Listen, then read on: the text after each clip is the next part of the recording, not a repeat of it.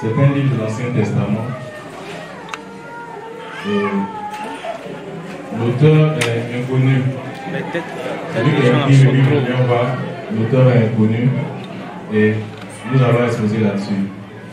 Pour dire par rapport aux âmes que nous avons reçues, nous avons eu la visite d'un frère qui nous a promis d'être là, il m'a appelé pendant la semaine. Il m'a promis d'être là aujourd'hui, mais il n'est pas venu.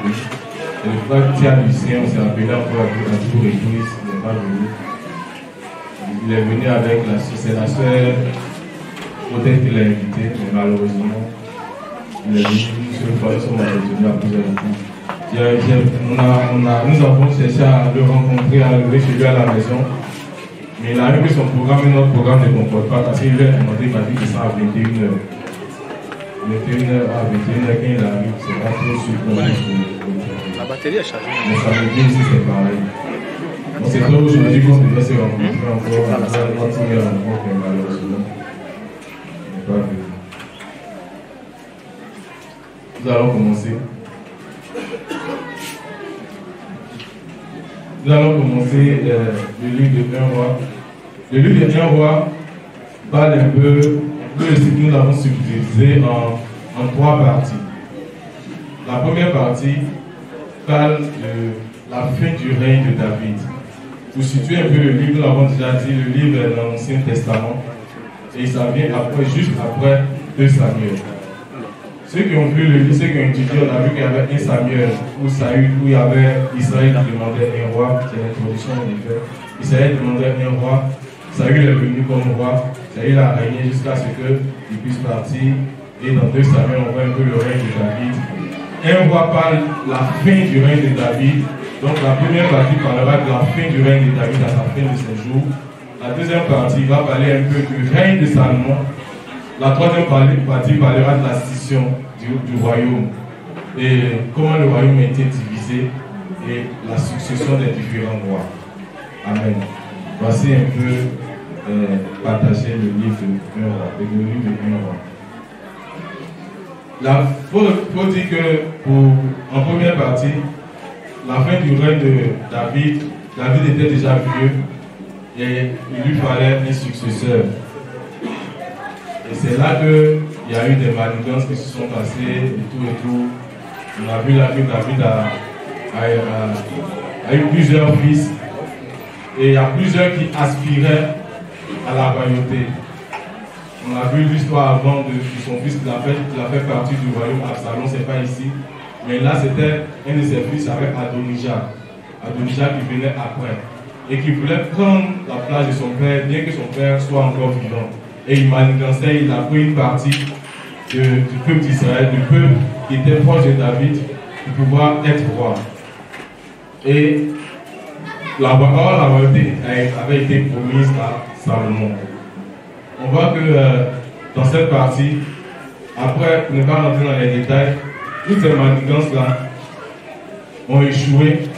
Et finalement, c'est David, même de son vivant, qui a donné une stratégie pour que Salomon puisse être roi et soit roi d'Israël.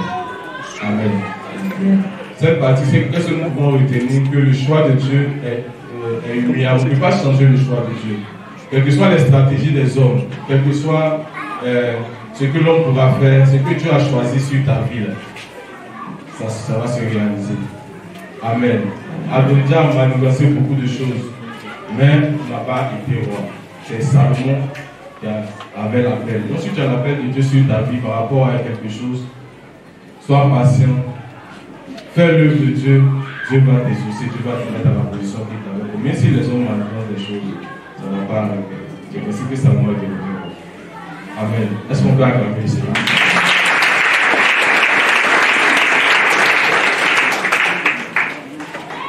Merci, Seigneur. Amen. Il est parti, mais un peu quand même resté. La deuxième partie parle un peu du règne de Salomon. Salomon était très jeune et il est devenu roi. Il a eu la bénédiction de son père. Donc il y a un message important ici que je veux qu'on puisse partager.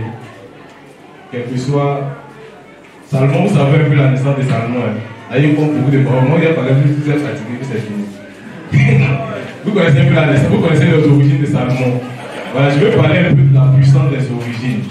Pour que tu puisses dire, quelque chose, même s'il vient d'un village quelque part où les gens sont maudits, Dieu peut me placer une situation. Amen. Voilà, c'était comme ça pour le message. Salomon sortait, Salomon, sa maman là, c'est, comment ça s'appelle, Sada, c'est ça, comment ça s'appelle, Bathsheba, c'est ça, la femme du riz. Mais Dieu a fait sortir de cette femme-là la continuité de la royauté. Amen. Donc c'est que Dieu, malgré ton origine familiale, même si ton origine était une origine maudite de Dieu, Dieu par sa miséricorde peut faire sortir de toi, Dieu peut t'utiliser pour faire la continuité de la chose. Amen. Donc ne regarde pas à ton arrière-plan. C'est vrai qu'on pourra parler des lois de famille, tout ça, mais en Jésus-Christ, Dieu peut te restaurer et te choisir pour te positionner à la place du roi. Donc Salomon était positionné à la place du roi. Amen. Je parle la Bible en même temps. Salomon a été intronisé roi, mais David, avant ça, David a donné du sage conseil, on ne va pas revenir là-dessus. Il a été intronisé roi. Et lorsqu'il a été intronisé roi, il a dirigé le royaume avec sagesse. Mais dans le règne de Salomon, il y a eu plusieurs éléments qui sont apparus. Donc on va se parler un peu de ces éléments. Il y a eu le mariage de Salomon. Salomon s'est marié par alliance. Parce que c'était un homme qui ne voulait pas faire la guerre. Et il s'est marié par alliance. Il s'est marié avec le roi. Le roi et ses alliances ont fait qu'il n'a pas fait de guerre. Mais le péché de ça, on dira plus ça. On parlera de ça plus tard. Il y a Salomon aussi, l'autre partie, on parlera de Salomon et la construction du temple. Ça, c'est l'une des parties les plus importantes qu'on connaît. Salomon, Dieu a dit à Moïse, David, a eu le projet, de construire le temple. Et Dieu lui a dit non, tes mains sont sales du sang. Ce n'est pas toi qui vas construire le temple, mais c'est ton fils qui va construire. Et Salomon a eu cette grâce d'être la personne qui a construit le temple. Donc, dans cette partie du 1 roi, c'est là qu'on voit Salomon en train de construire le temple. Et Salomon a envoyé plusieurs personnes pour construire le temple. Et le temple était selon le plan de Dieu parce que tout avait été donné. Il y a une partie aussi qui m'a vraiment marqué, c'est Salomon qui construit aussi son palais. Et Salomon, quand je lisais, j'ai eu non, un peu pareil l'exposé, quand je lisais, j'ai eu une image d'une personne. Et ça m'a plu, j'ai pas encore la juste partie. Mais ce que je voulais partager, parce que comme j'ai dit dans le message, nous on fait les affaires. Et j'ai vu que Salomon, dans la construction de son temple, a pris une personne qui n'était pas du royaume d'Israël, mais qui était qualifiée. Ça m'a donné des idées, je voulais la partager. Tu peux faire des affaires, tu peux faire une affaire, tu n'es pas forcément obligé de prendre un chrétien. Tu peux prendre quelqu'un qui est outillé. Parce que la personne, tu vas chercher folie. Quand j'ai lu le livre, au moins, c'est un peu méditer les choses. Souvent, on n'est pas, parce qu'il n'est pas. Il peut ne pas être chrétien, mais s'il est outillé, qui peut bien faire sa chose selon les plans, c'est parce qu'il était. Quand il lit, tu vois que la personne avait l'équipement qu'il faut.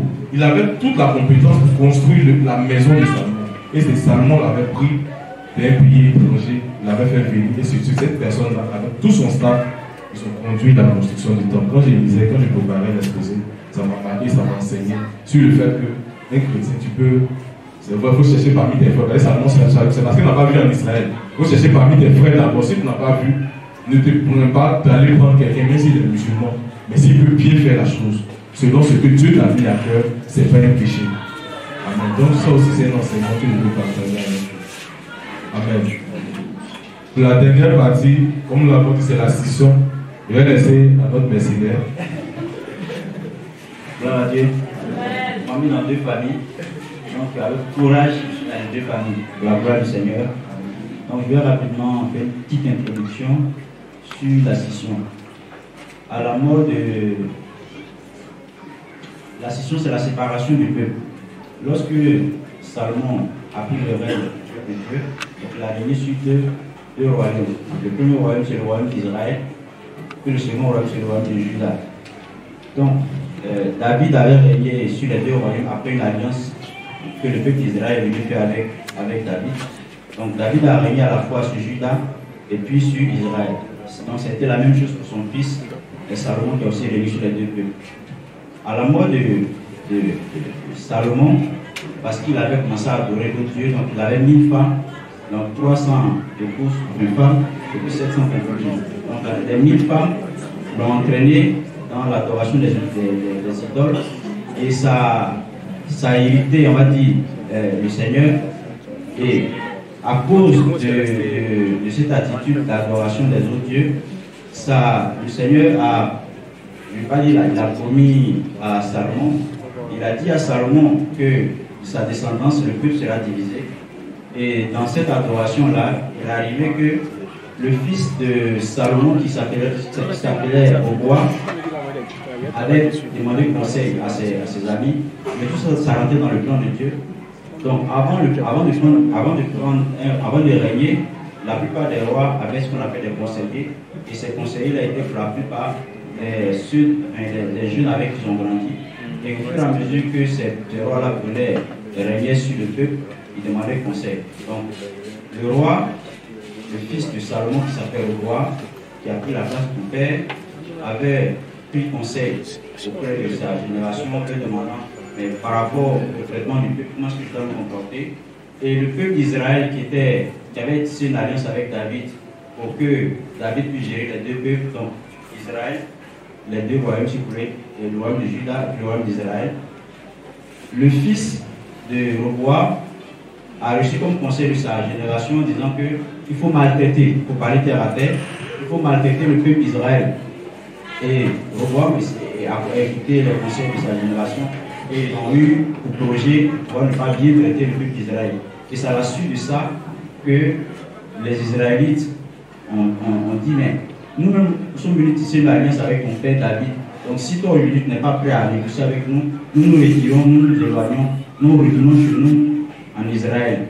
Et c'est à partir de là qu'il y a eu séparation. Le fils, donc toute la descendance de Roboam, qui est le fils de Salomon, toute leur descendance, ils ont occupé la royauté. Donc j'ai été roi de Juda jusqu'à beaucoup d'années.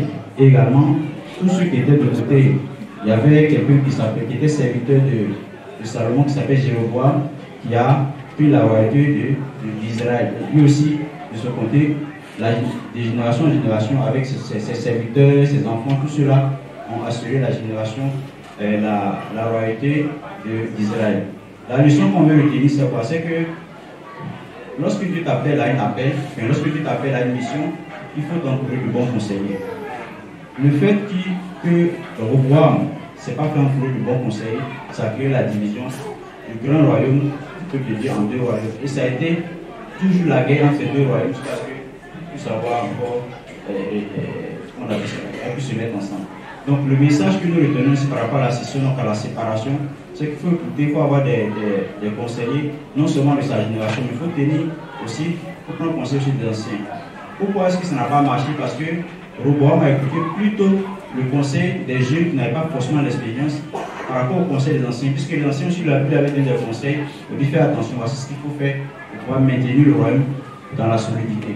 Donc voici un peu ce qu'on pourra retenir. Deuxième chose qu'on pourra retenir, c'est que malgré qu'il y avait deux royaumes, ce qui a plu à Dieu dans chacun de ces royaumes-là, ce qui a permis à Dieu d'accorder sa grâce à chacun de ces royaumes, c'était des royaumes qui se rapprochaient de Dieu, qui connaissaient la voie de Dieu, qui marchaient selon la voie de Dieu.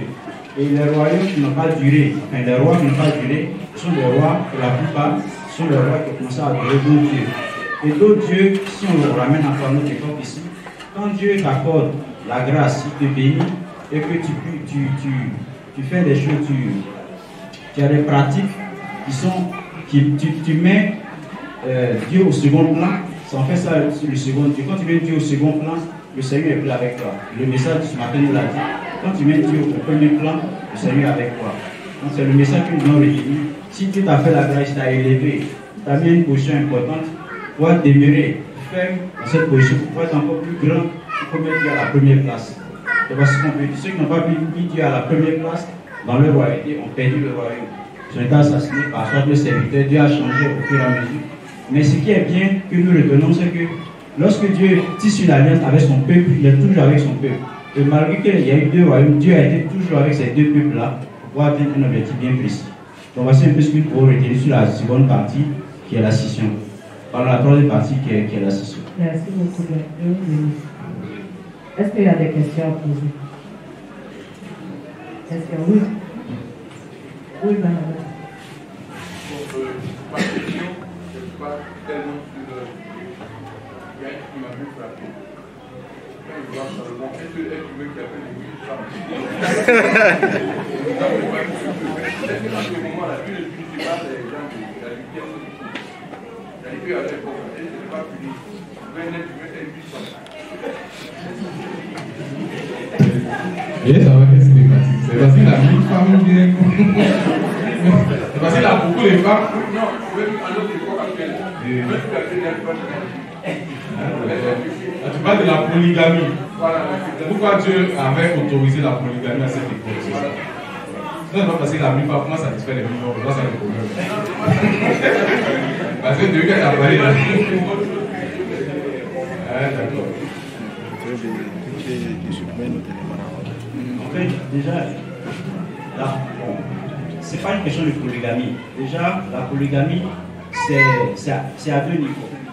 C'est-à-dire que c'est la possibilité qu'on donne à une femme d'avoir un autre partenaire, même si elle est mariée. Et aussi, c'est la possibilité que les gens donnent à un homme aussi qui est marié d'avoir d'autres femmes. Donc, c'est pas forcément un homme qui a, tu dois avoir beaucoup de femmes. Donc, ça, c'est pas la bonne définition de la polygamie. La polygamie, c'est pour les deux sexes. La femme a le droit de prendre d'autres personnes, même si elle est mariée, l'homme aussi. Maintenant, pour revenir à la question, pourquoi est-ce qu'à l'époque, Dieu a autorisé la polyandrie? La polyandrie, c'est lorsque un homme.